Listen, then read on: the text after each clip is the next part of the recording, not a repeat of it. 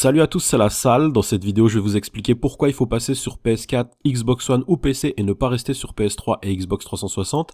Alors je vous explique simplement les choses, je vous incite pas à le faire. Je sais parfaitement que certains ne peuvent pas le faire, je sais que d'autres sont trop jeunes et dépendent de leurs parents pour faire des achats, donc ils peuvent pas passer sur une nouvelle génération de consoles. Je sais tout ça, mais je vais juste vous expliquer certaines choses qui se passent dans le monde du jeu vidéo pour vous permettre justement de comprendre que si vous voulez un maximum de contenu, il faudra finir par changer de console. J'y suis pour rien, vous savez très bien que si ça tenait qu'à moi, il y en aurait pour tout le monde et pour toutes les consoles, mais c'est pas moi qui décide, c'est l'industrie du jeu vidéo, et voilà ce qui se passe depuis quelques temps. Donc quand GTA 5 sur PS4 et Xbox One est sorti, chez Rockstar, ils nous ont dit qu'il y aurait toujours de nouveaux DLC sur PS3 et Xbox 360. Peu de temps après, ils ont dit qu'il y aurait moins de contenu sur les anciennes générations de consoles que sur les nouvelles, donc là ça a commencé à insinuer que si vous voulez plus de contenu, vous allez devoir acheter la PS4 ou la Xbox One.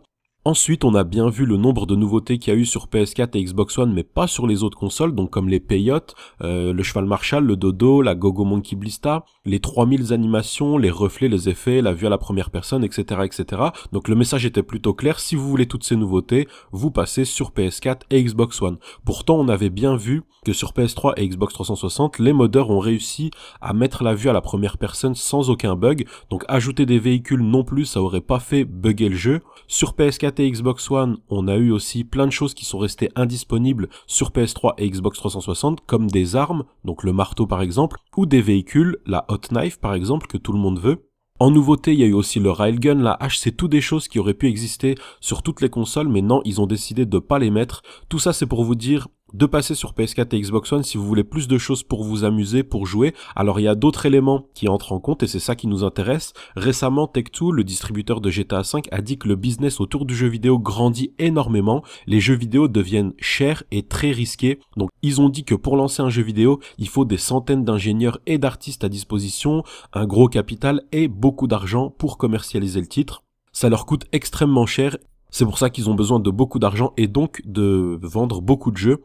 Et c'est donc pour ça qu'ils sont obligés de mettre plein de nouveautés sur les nouvelles générations de consoles, justement pour vendre encore plus de jeux et rentabiliser les dépenses. En réalité, nous on s'arrête simplement au fait que Rockstar mette plus de nouveautés sur PS4 et Xbox One, alors qu'en réalité, ils sont simplement obligés de le faire parce qu'ils doivent vendre un certain nombre de jeux pour pas faire faillite ou ne pas s'endetter par rapport à d'autres jeux. Sur PC c'est pareil, GTA 5 PC sort le 24 mars 2015 et ils nous ont promis un éditeur vidéo, une qualité 4K, des effets époustouflants, etc., etc. Enfin, plein de nouvelles choses que je vous ai déjà montré dans une autre vidéo sur toutes les nouveautés PC.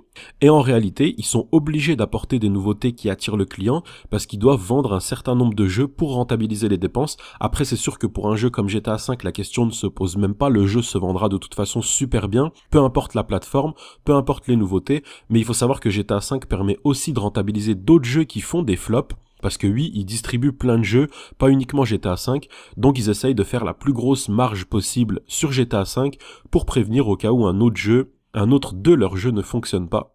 Pour conclure, plus le temps passe, moins il y aura de choses sur PS3 et Xbox 360. Alors non pas qu'ils veulent pas, mais le business passe avant tout. Dans chaque business, c'est pareil, c'est toujours les chiffres avant tout.